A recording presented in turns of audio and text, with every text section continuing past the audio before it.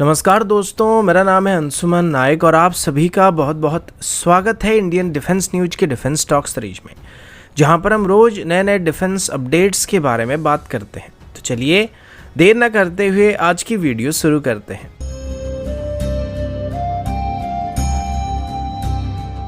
आज की पहली अपडेट तेजस MK-1A की तरफ से है। कुछ दिन पहले ही इंडियन एयरफोर्स की तरफ से बात बताया गया था कि अभी वो तेजस MK-1A की लगभग 100 एडिशनल यूनिट्स के लिए ऑर्डर को प्लेस करने वाले, जो कि फ्यूचर में हमारी MiG-21, MiG-23 और MiG-27 जैसे एयरक्राफ्ट की फ्लीट को रिप्लेस करने वाला और उनकी जगह को भरपाई करने वाला है। अभी इसको लेके कुछ और खबर सामने आ रही है, जिसमें यह बात बताया जा रहा है कि अब ये जो एडिशनल तेजस MK-1A को खरीदा जाने वाला है, ये अपनी वर्तमान की तेजस MK-1A वेरिएंट जिनको पहले ऑर्डर किया जा चुका है उनके मुकाबले थोड़े अलग होने वाले हैं और इसमें कुछ नए अपग्रेड्स भी हमको देखने को मिल सकती हैं। लेकिन नोटिस करने वाली दो मेजर अपग्रेड्स हमको एडिशनल तेजस MK-1A के ऑर्डर में देखने को मिल सकते हैं, जो कि वर्तमान की 83 तेजस MK-1A में हमको देखने को नहीं मिलेंगे, जो कि पहले ऑर्डर किए जा चुके हैं। सबसे पहले अभी बाद में जिन 100 तेजस MK-1A को खरीदा जाएगा, इसमें एक इंडिजिनस रडार कोन को इस्तेमाल किया जाएगा, जिसे अभी डेवलप किया जा रहा है। वर्तमान इनको हम लोग यूके से इंपोर्ट कर रहे हैं। इसके बाद अभी तेजस MK-1A में एक नई IRST सिस्टम को भी इंट्रोड्यूस करने की प्लानिंग किया जा रहा है। अभी इन सिस्टम को तेजस MK-2 के लिए डेवलप किया जा रहा था, लेकिन आगे चल के इसको तेजस MK-1A में भी इस्तेमाल करने के बारे में सोचा जा रहा है। इसके बाद अभी तेजस में वर्तमान जितने भी फॉरेन लाइन रिप्लेसमेंट यूनिट्स का इस्तेमाल किया जा रहा है, उन सभी को फ्यूचर में इंडिजिनस सिस्टम से रिप्लेस करने का प्लान किया जा रहा है, जिस वजह से तेजस में नियरली 90% के आसपास हम इंडिजिनस सिस्टम का इस्तेमाल कर पाएंगे। और इस नई IRST सिस्टम तेजस MK-1A में इंटीग्रेट होने के बाद हम बेहतर तरीके से मीडियम रेंज की हीट सीकर मिसाइल को भी तेजस से फायर कर पाएंगे, जो कि इसकी फायर पावर को बेहतर करने के साथ साथ इसे स्टेल्थ टारगेट को भी डिटेक्ट करने में मदद करने वाला है। अगला अपडेट भारत की next generation air defence system की तरफ से है। अभी अगर भारत की सबसे एडवांस एयर डिफेंस सिस्टम की बात करें तो वो S-400 सिस्टम है,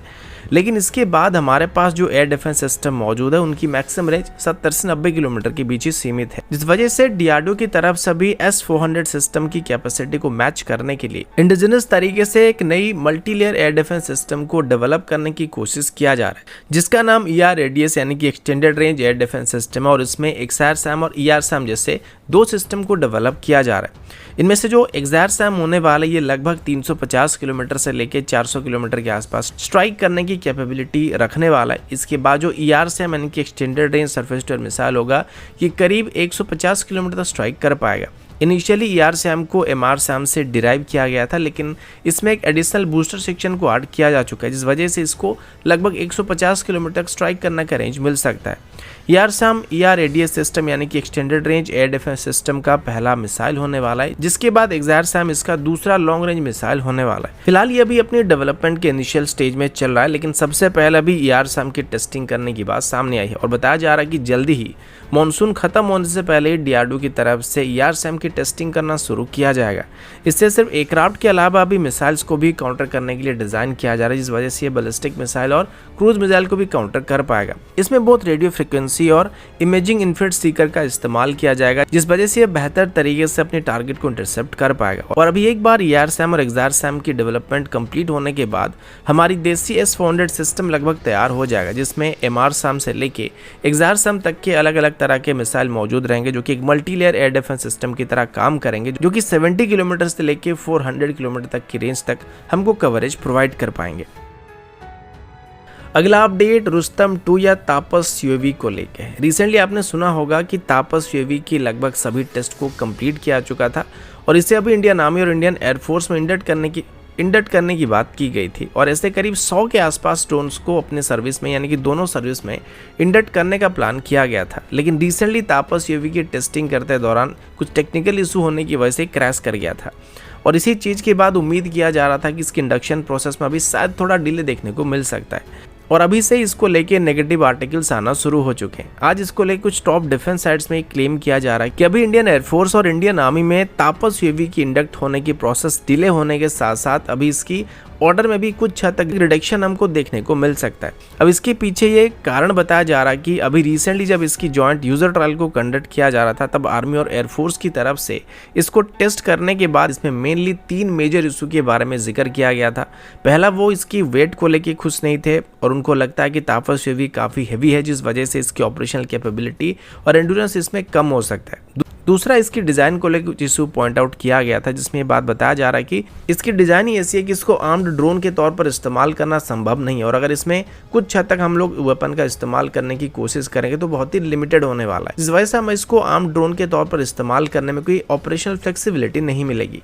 तीसरा पॉइंट ये बताया गया था कि इसकी परफॉर्मेंस आर्मी और एयरफोर्स की रिक्वायर परफॉर्मेंस को मैच नहीं कर पा रहा था, और खास करके एंड्योरेंस और सर्विस सेलिंग के मामले में आर्मी और एयरफोर्स की रिक्वायरमेंट को ये मैच नहीं कर पा रहा था। अब ये जो 2-3 मेजर पॉइंट यहाँ पे पॉइंट आउट किया गया था, ये पहले से भी कई बार सामने आ चुके थे, और जब भी तापस यूएवी की इंडक्शन को लेके कोई पॉजिटिव खबर सामने आती है तो उसके बाद इस तरीके की नेगेटिव चीज़ें भी सामने आना शुरू हो जाते हैं। लेकिन अभी तक ऑफिशियल इस बात को लेके कोई भी स्टेटमेंट आर्मी की तरफ से या फिर एयरफोर्स की तरफ से इशू नहीं किया गया, और अभी हम ये दावे के साथ भी नहीं कह सकते हैं कि जो भी एलिगेशन अभी तापस यूएवी पर लगाया जा रही है सही है फिर गलत है, क्योंकि इससे पहले जो रिसेंट टेस्ट किया गया था उसमें आर्मी और एयरफोर्स की सभी रिक्वायर्ड पैरामीटर को पहले से ही मैच कर चुका है। तो अभी ये जो एलिगेशन इस पे लगाया जा रहा है, इस पर ऑफिशियल नोटिफिकेशन इशू होने तक हमको इंतजार करने के बाद ही सच का पता चलने वाला है।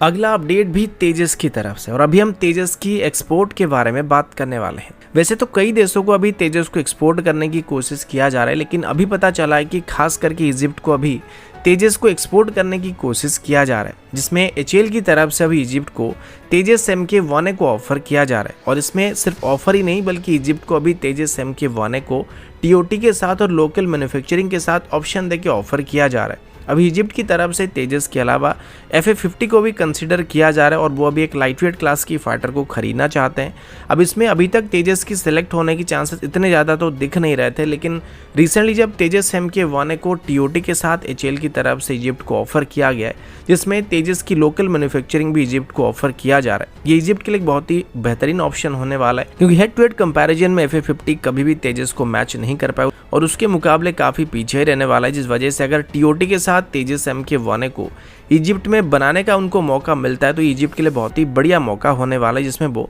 तेजस को एक्वायर कर सकते हैं। इनिशियली इजिप्ट की तरफ से करीब 35 लाइट कॉम्बैट एयरक्राफ्ट को खरीदने का प्लान किया गया था, जिसके बाद वो एडिशनल 100 के आसपास एयरक्राफ्ट को अपनी सर्विस में शामिल करना चाहते हैं, और अगर ये ऑर्डर एचएएल हासिल करने में सक्षम हो जाता है तो तेजस का अब तक का सबसे बड़ा एक्सपोर्ट ऑर्डर भी होने वाला है। अगला अपडेट एक मिसाइल टेस्टिंग को लेके। 1 या 2 दिन पहले मैंने आप सभी को बताया था कि अभी भारत की तरफ से 5 अक्टूबर से लेके 9 अक्टूबर तक एक नोटम वार्निंग को इशू किया गया था, जिसमें शायद अग्नि प्राइम जैसे मिसाइल की टेस्टिंग होने वाली है। इसके बाद अभी भारत की तरफ से अंडमान आइलैंड के ऊपर एक और नो फ्लाई जोन को डिक्लेयर किया गया। अब ये एरिया बिल्कुल मलाक्का स्ट्रेट के सामने मौजूद है, और यहाँ पर लगभग 445 किलोमीटर एरिया के ऊपर एक नो फ्लाई जोन को डिक्लेयर किया गया। इस वार्निंग को 10 अक्टूबर से लेके 12 अक्टूबर तक इशू किया जा रहा है, और इस दौरान शायद ब्रह्मोस मिसाइल को टेस्ट करने की उम्मीद किया जा रहा है। ब्रह्मोस को पहले से अंडमान में डिप्लॉय करके रखा गया है, और इसकी कई वेरिएंट वहाँ पे मौजूद है, और मलाक्का स्ट्रेट जैसे स्ट्रेटेजिक लोकेशन हमारे लिए काफ़ी मायने भी रखता है, क्योंकि यहाँ से Chinese warships Indian ocean region में एंटर कर सकते हैं, और इसी वजह से इंडियन नेवी की तरफ से इसको एक चोक पॉइंट की तरह कंसीडर किया जाता है, जहाँ से चाइना की मैक्सिमम सप्लाई चेन जाती है, और अगर एक बार इसको बंद कर दिया जाता है और अगर चाइनीज वेसल्स को यहाँ से मूव करने की इजाज़त नहीं दी जाएगी या फिर उनको मार के गिरा दिया जाएगा, तो चाइना ज़्यादा दिन तक सस्टेन नहीं कर पाएगा। ऐसा इंडियन नेवी की तरफ से माना जाता है। अब जब भी भारत की तरफ से मिसाइल को टेस्ट करने की बात की गई थी, यानी कि पहले जब कोई बैलिस्टिक मिसाइल को टेस्टिंग करने की बात की गई थी, तो इसके बाद चाइना की तरफ से इसी रास्ते अपनी एक स्पाई शिप को इंडियन ओशन रीजन में भेजने की कोशिश की गई थी, जो कि पहले श्रीलंका की कोलंबो पोर्ट में आके डॉक करने वाला था, लेकिन अभी श्रीलंका की तरफ से उनको अपने पोर्ट पर आने से मना कर दिया गया। तो इस बार इस ब्रह्मोस मिसाइल को टेस्टिंग करने की बात अभी की जा रही है, इसे शायद अभी एक तरीके से चाइना को धमकाने के लिए भी किया जा रहा है, और ऐसा कहा जा सकता है। तो दोस्तों अभी के लिए इतना ही, मिलता हूँ आपसे अगले वीडियो में, तब तक के लिए जय हिंद, वंदे मातरम।